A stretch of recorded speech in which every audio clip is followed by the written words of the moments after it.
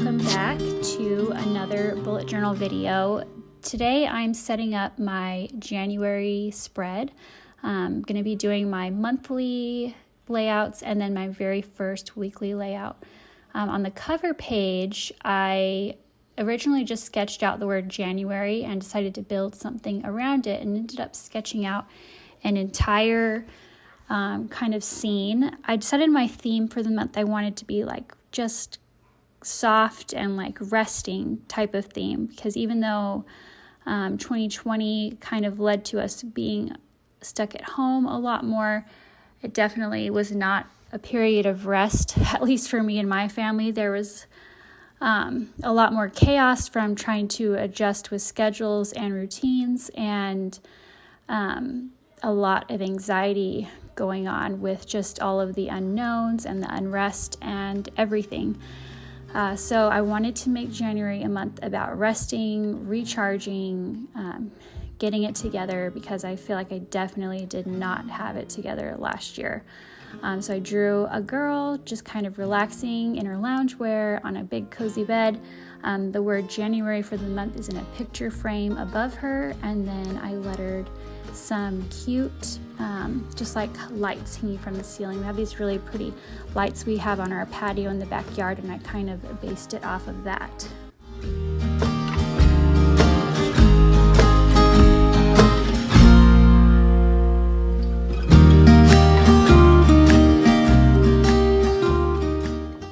So as far as the color palette goes for this month, I chose some really pretty pale purples and blues and some light grays. I just wanted to, like I said, keep it really soft, but also I was kind of sticking with the winter palette, color palette theme. Even though we live in the desert, I'm still trying to channel those winter vibes. It's actually 63 degrees outside right now, so not too cold. I did add in a pop of yellow just on this spread to kind of make those lights look like they're glowing, and then just filled in the rest of the page.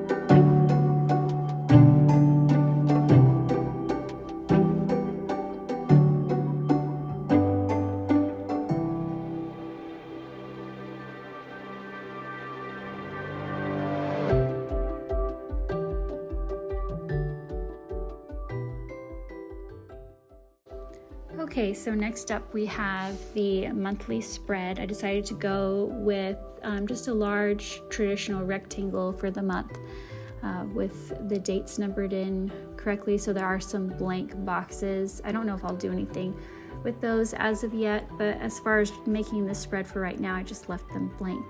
I'm using the Copic multi-liner to draw out my spread. That's what I was using for the cover page as well. I really like these pens because they dry pretty quickly, and they are waterproof and also alcohol proof. So if you use alcohol markers, which I actually don't recommend in a bullet journal, but if you do use alcohol markers, these are great for those because it won't cause the marker to bleed. So I really like to use those because when I go in with my Tombos or my Ecoline brush pens, it doesn't smear, which I hate. You just got to make sure you give it about 10 seconds to dry before you start coloring over it. But yeah, so those are probably my favorite pen to line with. They actually even make a refillable version. That one's more expensive. I think it's about $10 for the actual pen, but you can buy ink refills for it. So if you do end up using this pen a lot, Then it's actually more economical to buy the refillable version. That's not the version I'm using here, although I do have one. I'm not sure where it is because we moved across the country in the middle of the pandemic, and we're still getting organized. But anyways, I went ahead and I lettered this quote about learning to rest instead of learning to quit, and hand lettered January up there, and then just on the sidebar did a cute little rainbow, and then I left a space for this month and next month so that I can write down a monthly to-do list. And then sometimes as I'm writing that down, I will think of things that I need to do in the next month, so I left myself a space for that as well.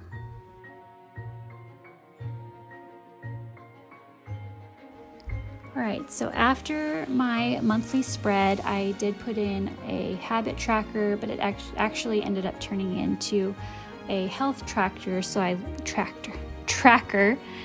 listed all of the symptoms that I'm tracking. I am getting testing done for a variety of autoimmune disorders right now. So I'm keeping careful watch of what my symptoms are and how they may change depending on what medication I'm on. So that I have that to show my doctor at the end of the month and reassess where we go from there. So I did the same kind of headers that I did in my yearly setup, but drew a different style of flower, and then just wrote the title for the page on top, and then did all of the numbering and lettering and drawing boxes. The other side of the spread is actually going to be a page for social media tracking, because I do run my online shop and my Patreon page. So I like to leave a section where I can plan out what my posts are going to be for the week, and anything I need to do, like film a YouTube video or film an IGTV video or a reel or whatever it is I need to get done that week. I wanted a place to write all of that down, so I did the 5 days of the week, which are the 5 days that I post on Monday through Friday, and then I left a space in the middle where I could just make a list of everything I'm planning out for the entire month of January, and went through and just highlighted everything with my pretty colors that I'm using for this month to tie it all in, and that is the next spread.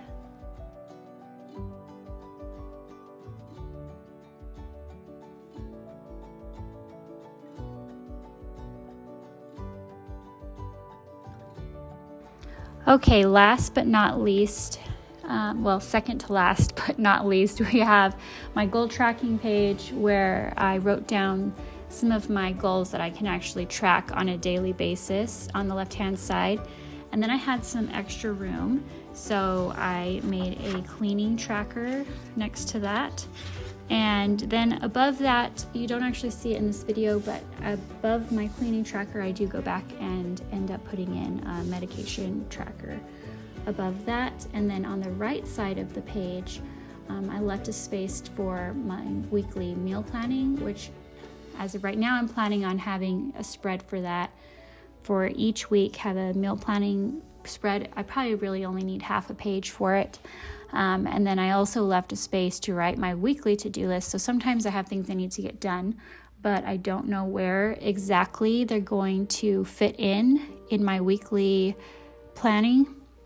So I like to just have a running to-do list of everything that needs to get done for the week. And then I can plug in some of those tasks elsewhere as space opens up, or when I have a better idea of how things are working, then I can figure out when I can fit those in. So yeah, I lined everything again. I made the same type of headers for the top with the florals, and I'm going to go back in, as you'll see here, and add in the colors to just tie everything in to the main theme.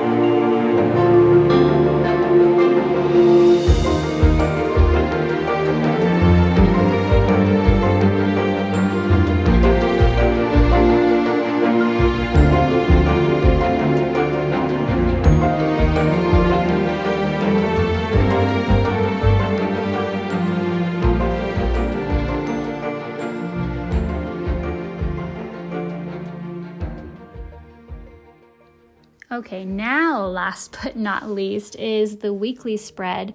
I am absolutely so excited to be able to use this spread because up until now I've been using a Hobonichi Weeks, which I don't know if you're familiar with that planner, but there's not a ton of space per day for writing down what you need to do.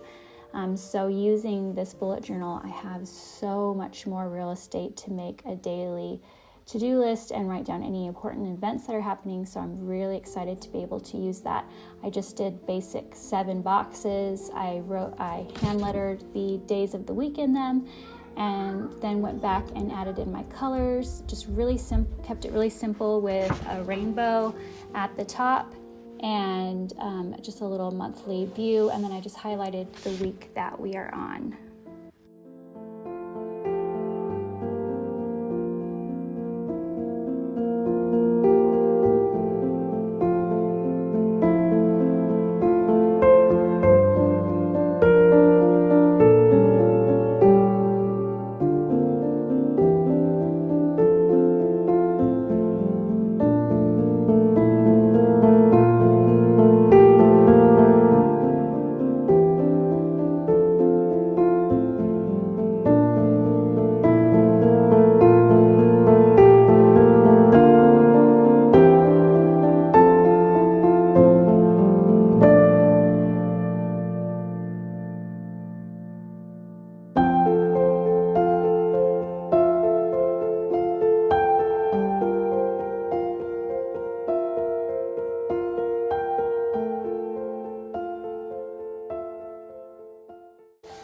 I want to take a minute and say thank you for being here, for watching this video. If you are bullet journaling this year, I would love to hear what your theme was for the month, if you even had a theme. I tried to keep it super simple, which kind of goes along with the theme I chose anyways, which was, resting, relaxing. Therefore, maybe the layout should be a little bit more relaxed and simple. And I really enjoy how it turned out. It wasn't too difficult and it still looks cute.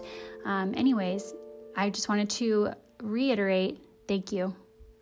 Have a good one.